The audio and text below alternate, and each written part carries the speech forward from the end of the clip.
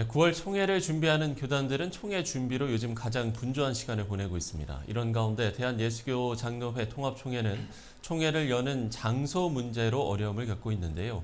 뭐가 문제인지 이 시간 자세히 알아보겠습니다. 한국교회법연구소 소재열 목사 스튜디오에 나오셨습니다. 목사님 안녕하십니까? 네, 안녕하십니까? 네. 자, 앞서 잠깐 말씀을 드렸는데요. 현재 뭐가 문제인지 먼저 설명을 해주시면 좋을 것 같은데요. 우리 장로교회 정치 체제는 이제 삼심제 제도를 그 원리로 하고 있습니다.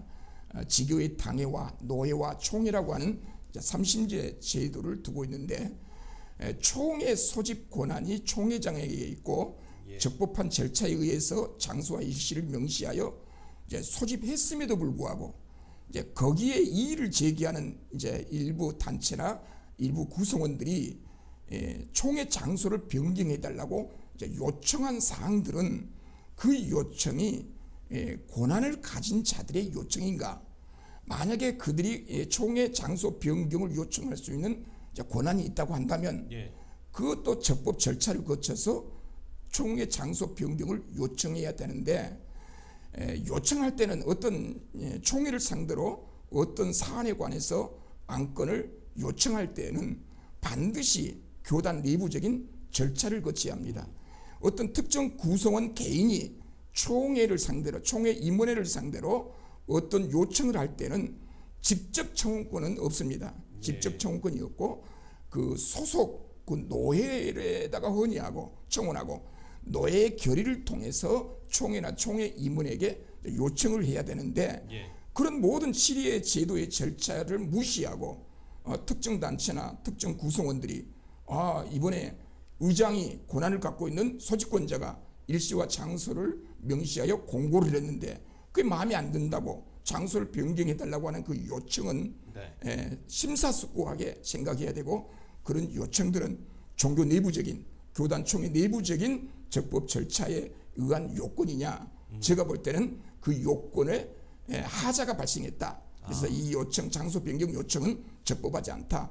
그렇게 말씀드릴 수 있겠습니다. 그럼 이런 공문 내용에 대해서 총회는 어떤 입장입니까? 그러니까 총회가 아니고 총회 임원회가 그 공문을 이제 받았을 거 아니겠습니까? 그렇죠.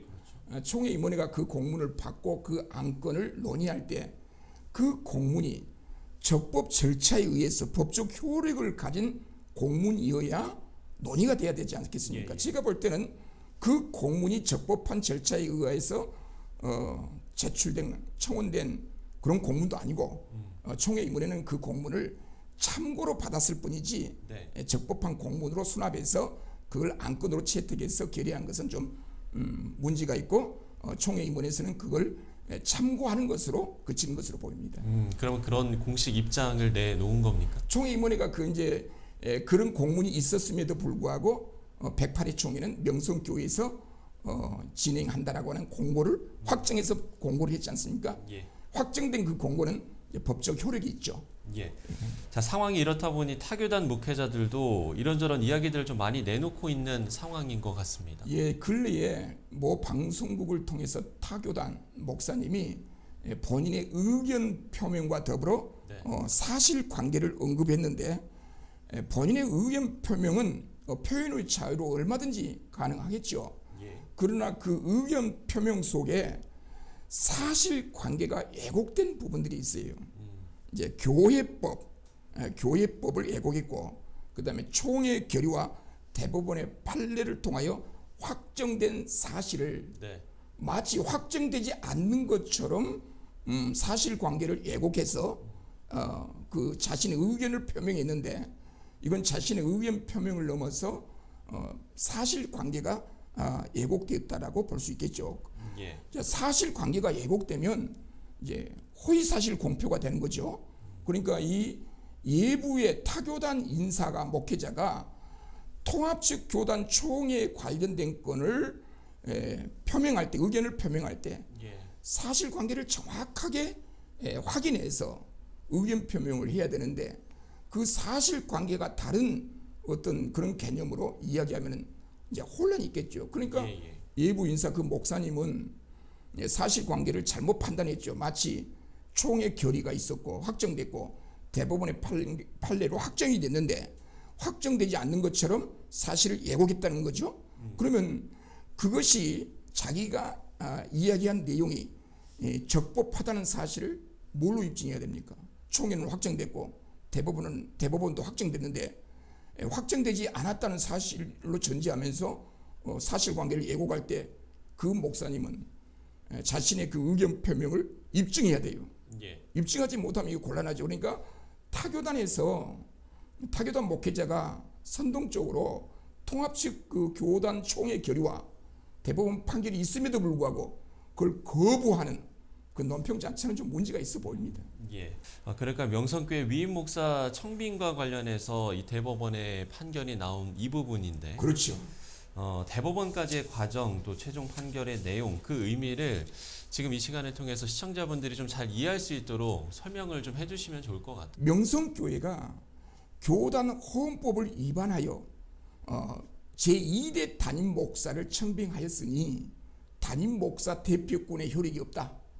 계속 명성교회가 불법으로 교단 헌법을 위반하여 제2대 담임 목사를 청빙했다. 계속해서 문제를 제기했던 겁니다. 이것이 종교 내부적인 법정으로 이어졌습니다. 총회 재판국으로. 네. 총회 재판국에서 1차 총회 재판국에서 판결을 내놨습니다.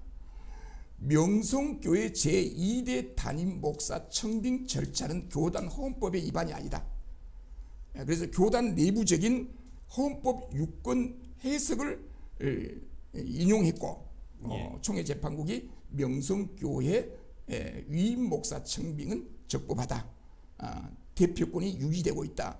자, 그런 판결을 내놨습니다. 그러니까 그게 이제 총회에서의 총회 재판국에서 일어난 사건이에요. 그러니까 총회 재판국은 명성교회 손을 들어줬던 거죠. 네. 그런데 통합 측 교단 그 권증 재판 제도를 보면 총회 재판국의 판결에 관련 당사자들이 불복하여 재심을 청원하면 총회 재판국에서 재심을 또 하도록 되어 있습니다. 네. 그래서 총회 재판국의 판결에 불복한 일부 관계자들이 재심을 청원해서 총회 재심 재판국이 열렸습니다. 예. 재심 재판국은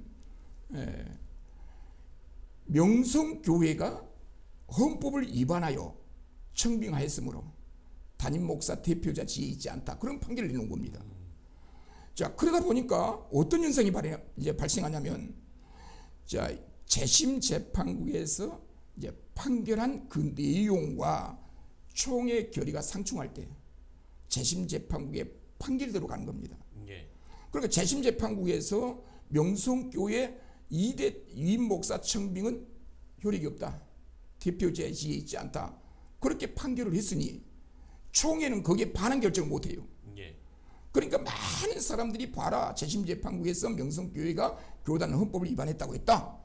총회에서 수습 위원회로 하여금 다시 재결정하는 그 결정이 다 무효다.